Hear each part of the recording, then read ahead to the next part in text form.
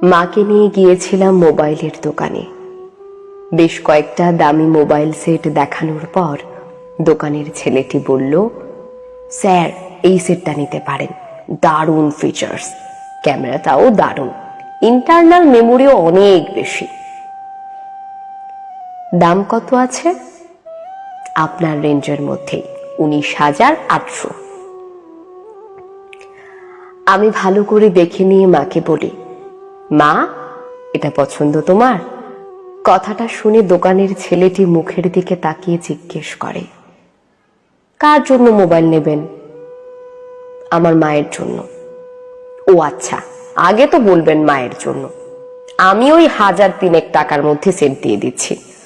আসলে আমি বুঝতে পারিনি, আমি ভাবলাম আপনি ইউজ করবেন। না না, ওটাই আমার মায়ের জন্য নেব, কম দামি সেট আর বের করতে হবে না। ওটাই মায়ের জন্য নেবেন? তুমি ভাবতে পারোনি নিশ্চয়ই যে আমি ওটা।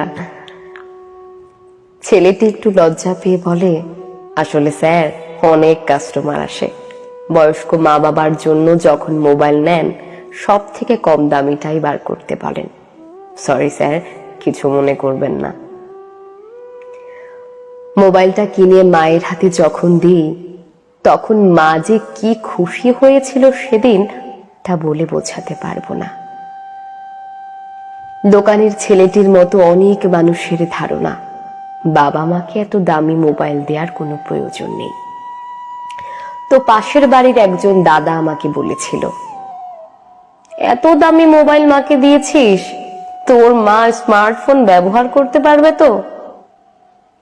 শুধু কথা বলার জন্য দামি মোবাইল কিনে ফালতু খরচ করার কোনো দরকার ছিল? ওই দাদার কথাটা সেদিন খুব খারাপ লেগেছিল, তাই ওই দাদাকে বলেছিলাম, আমি আমার মায়ের জন্য খরচ করব, এটা ফালতু হয় কি করে? মা ব্যবহার করতে পারবে না এটা কে বলেছে? একজন স্বল্প শিক্ষিতা মা যদি তার ছেলেকে প্রফেসর তৈরি করতে পারে, সামান্য একটা মোবাইল ব্যবহার করতে পারবে না? মানুষজনের এরকম ধারণাই থাকে, বাবা মা মানে সব থেকে কম দামি জিনিস কিনে দিলেই হবে। কিন্তু কেন? আমার মায়ের হাতে যদি একটা দামি মোবাইল থাকে সেটা দেখে আমি খুশি হব, এটাই স্বাভাবিক। বাইরের লোক কে খুশি হলো কি না হলো সেটা দেখে কাজ নেই। তবে আমার জীবনে আমার মায়ের অবদান অনেক বেশি, কারণ বাবাকে বেশি দিন পাইনি। বাবা মারা গেছেন অনেক বছর আগে। আমার জীবনে মা একাই 100। চাকুরি পাওয়ার প্রথম দিন কলেজে যেদিন জয়েন করলাম, সঙ্গে নিয়ে গিয়েছিলাম আমার মাকে। মা তো তাকিয়ে দেখছে চারিদিক। তারপর মা আমার দিকে তাকিয়ে বলে, এত বড় কলেজ, তুই এত বড় কলেজে পড়াবি? আমি তো ভাবতেই পারছি না যে আমার ছেলে কলেজে পড়ায়। কলেজে সেদিন আমার মাকে দেখে অনেককেই বলতে শুনেছিলাম, স্যারের মা। এমন কথাই তো মায়ের চোখে জল এসে গিয়েছিল। আমি দেখেছিলাম মা চুল দিয়ে চোখটা মুছে নিচ্ছে। আমার চোখে চোখ পড়ে যেতেই মা বলেছিল, চোখে কি একটা পড়েছে, তাই চোখ দিয়ে জল বেরিয়ে গেল। নিজেকে আড়াল করার চেষ্টা মা সব সময় করে গেছেন, আমাকে কোনোদিনই বুঝতে দেয়নি। কলেজ থেকে বেরিয়ে যখন মেন রাস্তায় এলাম তখন বারবার কলেজটাকে পেছন ফিরে তাকিয়ে দেখছিল। তারপর নিজের মনেই মা বলেছিল, আজ যদি তোর বাবা বেঁচে থাকতো তাহলে এমন আনন্দটাও তোর বাবার সাথে ভাগ করে নিতাম।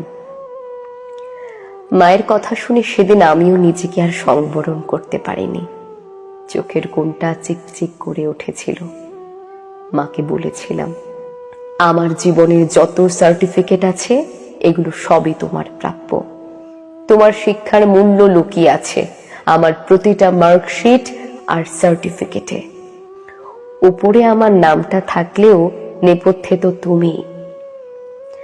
আজকে কলেজে সবাই যখন বলেছিলেন স্যারের মা, তখন তোমার জন্য গর্বে বুকটা ভরে যাচ্ছিল। তোমার মতোই কত মা আছেন যারা আমার মতো স্যার তৈরি করে আমাদের সমাজকে উপহার দিয়ে চলেছেন। আমি সত্যিই গর্বিত মা। এই অসম্ভব ক্ষমতা হয়তো প্রত্যেক মায়েদেরই থাকে। সন্তান মানুষ করার পেছনে মায়েদের যে কতকে ত্যাগ করতে হয় এটা প্রত্যেক মাই জানেন। মনে আছে, আমার মাধ্যমিক পরীক্ষার 1 সপ্তাহ আগে আমার ছোট মামার বিয়ে হলো। আমার পরীক্ষা, তাই আমি যেতে পারবো না। মাকে আমি বারবার বলেছিলাম, তুমি যাও মা, একটা দিন তো, আমার অসুবিধে হবে না। মা কিন্তু যায়নি। আমার 3 মাসে সবাই এসেছিল, নিজের ভাইয়ের বিয়ে, কত আনন্দ, কত হই হুল্লোড়। মায়ের মন খারাপ হয়তো হয়েছিল সেদিন, আমি বুঝতেই পারিনি। ছেলেকে মানুষ করার জন্য কতকে ত্যাগ করে দিয়েছিল আমার মা। আর আজ সেই দিনগুলো হয়তো মাকে ফিরিয়ে দিতে পারবো না, তবে ছোটখাটো খুশি দিয়ে যদি এতটুকুও কিছু করতে পারি তবেই আমি সার্থক। কলেজে চাকরি পাওয়ার পর প্রথম দুর্গাপুজো, তো মাকে বললাম, মা পুজোতে কি নেবে বলো।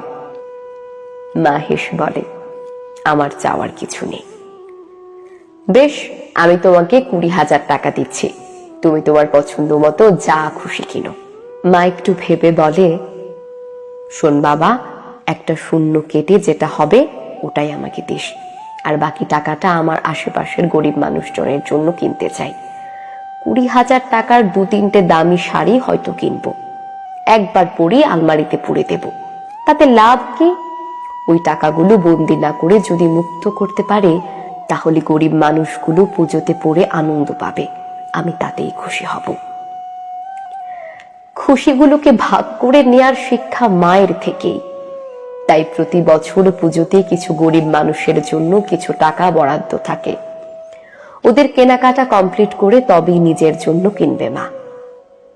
চাকরি পাওয়ার পর থেকে 5 বছর হলো, সেই সহযোগিতা আমিও করে যাই মায়ের সাথে।